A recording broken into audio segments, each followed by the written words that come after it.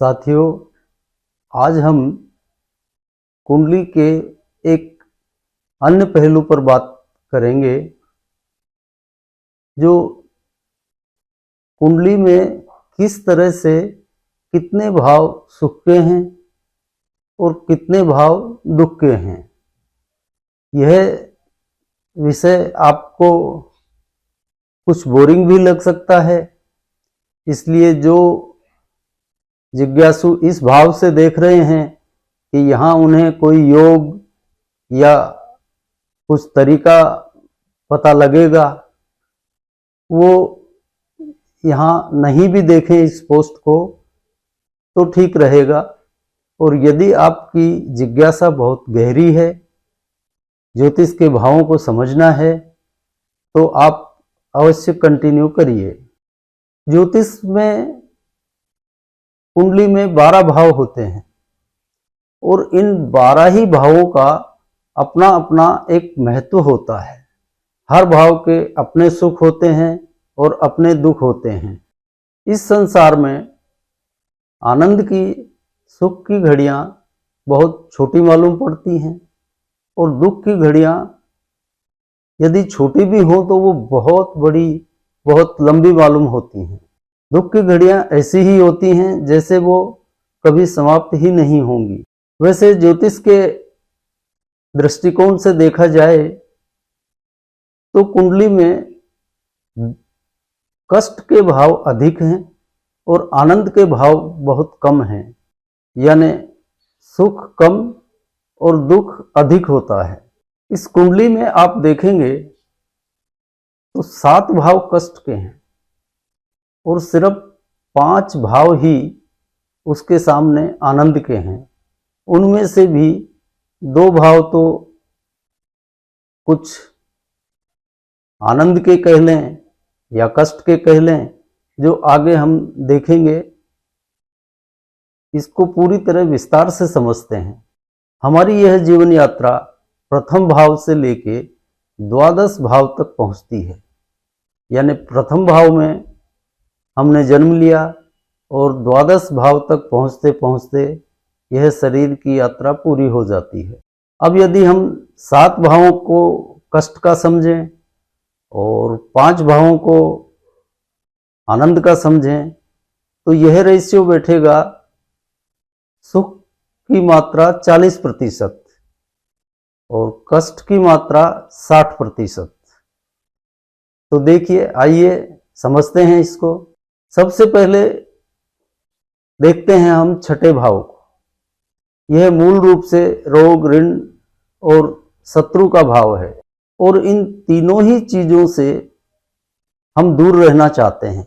कोई भी आदमी नहीं चाहेगा कि उसको कोई रोग हो, कोई उसके ऊपर कर्जा हो जाए यानी ऋण चढ़ जाए, या कोई उससे शत्रुता करे। तो रोग, ऋण, शत्रु से तो कोई भी आनंद महसूस नहीं करेगा, इसलिए छठा भाव कष्ट का हुआ। अब इसके बाद आप अष्टम भाव देखिए। अष्टम भाव भय का है। अष्टम भाव निराशा और लंबी चलने वाली बीमारियों का है। इस नाते अष्टम भाव भी कष्टकारी हुआ। तो यदि मन में भय हो तो ऐसे में आनंद कौन महसूस करेगा? जबकि हमने बताया था आपको पिछले ही चैप्टर्स में कि भय रहित हो जाना ही आनंद है, भय रहित हो जाना ही परशुराम हो जाना है। अब हम आते हैं 12वें भाव पर। तो 12वें भाव को नाश का भाव माना गया है और यूं भी यह भाव बिना विचारे क्रिया करने का है। आदमी कुछ सोचता, समझता, प्लानिंग करता नहीं है और कुछ भी कर बैठता है, यानी यह त्वरित रूप से क्रिया करने का भाव है। नाश का भाव होने के साथ साथ यह बिना सोचे समझे बेबुद्धि से काम करने का भाव है। और सबसे बड़ा दुख इस भाव में यह है कि यह संसार से प्रयाण करने का भाव है। कल के ही चैप्टर में हमने बात की थी कि मरने से सबको डर लगता है, कोई मरना नहीं चाहता, इसलिए 12वां भाव भी कष्टकारी होगा। अभी तक हमने षष्ठ, अष्टम और 12 भाव की बात की। ये तीनों ही भाव दुख के मूल हैं इसीलिए आपने पढ़ा होगा कि इन स्थानों को दुह स्थान कहा गया है, यानी दुख देने वाले स्थान। अब आपको शास्त्र की बात समझ में आई होगी कि 6, 8, 12 को दुह स्थान क्यों कहा गया। अब हमारे ज्योतिष शास्त्रों में एक सिद्धांत और दिया गया है जिस पर बहुत ही कम लोगों का ध्यान जाता है। शायद प्रैक्टिकल तौर पे वो इसको नहीं भी आजमाते हों, पर एक बहुत ही सटीक और प्रभावी सिद्धांत है भावात भावम का, यानी भाव से भाव की दूरी, उतनी ही दूरी भावात भावम जिसको कहा जाता है। अब हम उसको इन भावों पर अप्लाई करके देखते हैं। अब छठे से छठा भाव इस सिद्धांत के अनुसार होगा 11वां, और 11वां भाव आपको मालूम है लोभ, लालच, स्वार्थ और सबसे बढ़कर पराधीनता का है।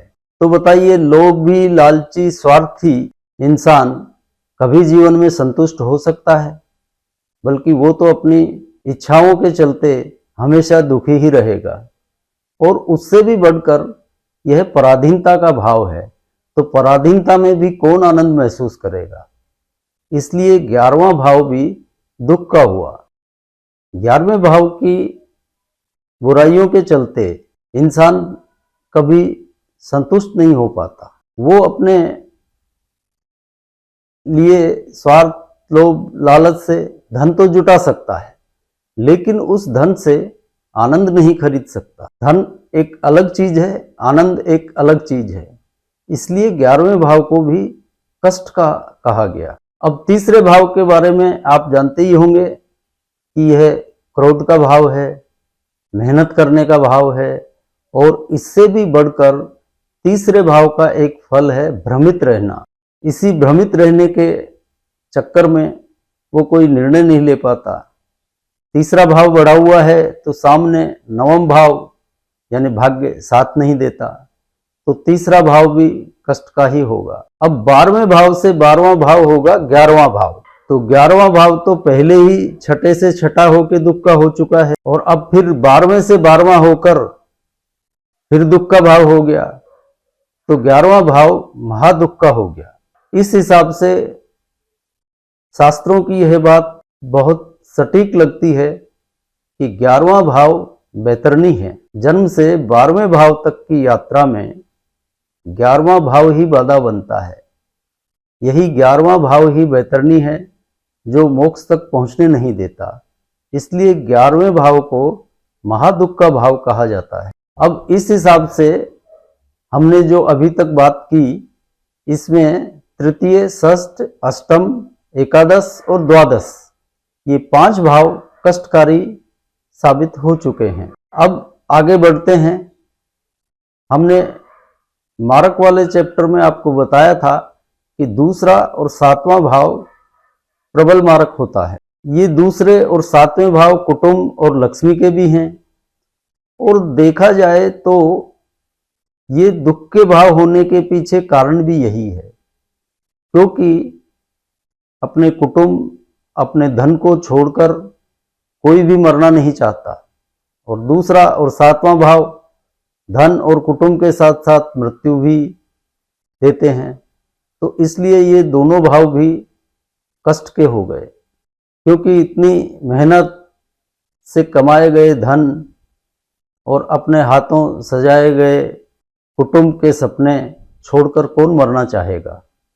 तो यह एक तरह से महादुख ही कहा जाएगा। अब भावात भावम वाला सिद्धांत दूसरे और 7वें भाव पर लगाकर देखिए। दूसरे से दूसरा भाव होगा तीसरा, जो कि पहले ही दुख का भाव साबित हो चुका, और अब वापस से दोबारा तीसरा भाव दुख का बन गया। अब 7वें से 7वां भाव होगा प्रथम भाव, यानी लग्न। लग्न भाव पंचम और नवम से जुड़ा हुआ है और क्षत्रिय त्रिकोण का एक हिस्सा है। इसलिए यह केंद्र और त्रिकोण दोनों से जुड़ा हुआ है। इसीलिए लग्न को केंद्र और त्रिकोण दोनों माना जाता है। इसलिए इसको दुख का भाव तो नहीं कह सकते, ये सुख के भाव में ही काउंट होगा। लग्न भाव शरीर है और भौतिक सुखों की सारी क्रियाएं शरीर द्वारा ही संचालित होती हैं। जैसे कहते हैं ना, निरोगी काया सबसे बड़ा सुख है, इसलिए प्रथम भाव को सुख माना जाएगा, आनंद माना जाएगा। अब पंचम और नवम भाव को देखिए, इसलिए लग्न भाव के साथ साथ बाकी बचे भाव चतुर्थ, पंचम, नवम एवं दसम यह सुख के साबित होते हैं। आइए इनकी बातें करते हैं और देखते हैं यह कैसे सुख को प्रदान करते हैं। साथ ही इनको भावात् भावम के सिद्धांत पर भी देख लेते हैं। प्रथम भाव तो प्रथम से प्रथम है, तो आप जानते हैं कि लग्न भाव मान सम्मान, इज्जत, कीर्ति, मर्यादा का होता है, इसलिए यह तो आनंद का भाव है ही। और पंचम भाव पंचम से पंचम यानी नवम भाव होगा, तो नवम भाव विवेक और भाग्य का है, तो इससे सुंदर बात क्या हो सकती है। तो नवम भाव भी सुख का हुआ, आनंद का हुआ। अब नवम भाव, नवम से नवम होगा पंचम, तो पंचम भाव तो आत्मा है, सूर्य का प्रकाश है, इसलिए पंचम भाव भी आनंद का है, सुख का है। इसीलिए आपने देखा होगा कि त्रिकोण भावों के स्वामियों को और त्रिकोणों को सदा शुभ माना गया है, उसके पीछे राज यही है। अब बचे चतुर्थ और दसम भाव, तो ये कैसे सुख देते हैं और क्या सुख देते हैं, इसको जरा देख लेते हैं। अब चतुर्थ से चतुर्थ भाव भी होगा सातवां, और दसम से दसम भी होगा सातवां। अब आप जानते हैं कि चतुर्थ भाव है मन का, सुख का, और दसम भाव है कर्म का। तो सप्तम भाव चतुर्थ और दसम के मध्य में कुछ सुख का बोध कराता है, इसीलिए धन, लक्ष्मी, मैथुन, कामवासना, कामाग्नि ये सब किंचित सुख का बोध कराते हैं इस शरीर को। लेकिन चतुर्थ और दसम के मध्य स्थित इस सातवें भाव के सुख,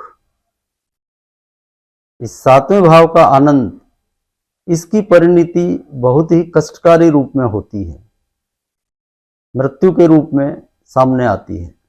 फिर भी शरीर को जो भौतिक चीजें चाहिए, धन, वासना, मैथुन, ये तो देता ही है, इसलिए आपको इसे दुख का न मानकर भौतिक सुखों का मानना चाहिए। तो इनको भी हम यदि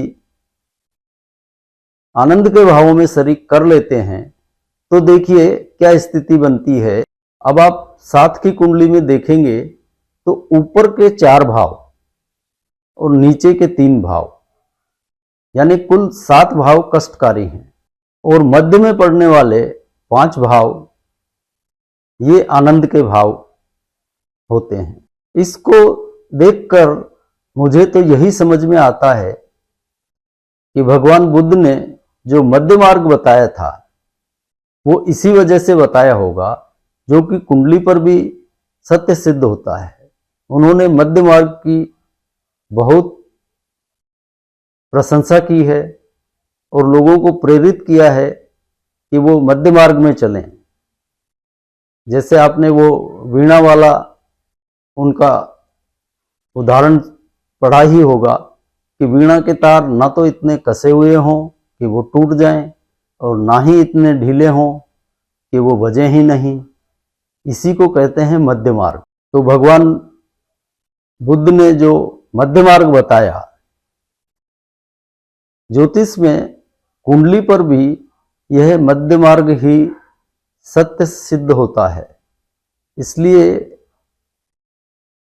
मनुष्य को मध्य मार्ग अपनाने में कोई परेशानी नहीं होनी चाहिए, और हमारी कुंडली भी यही चाहती है कि हम मध्य मार्गी रहें।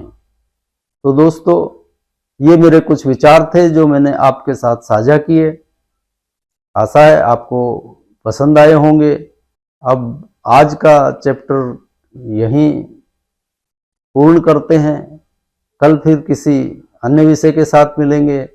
तब तक के लिए जय जय सिया राम।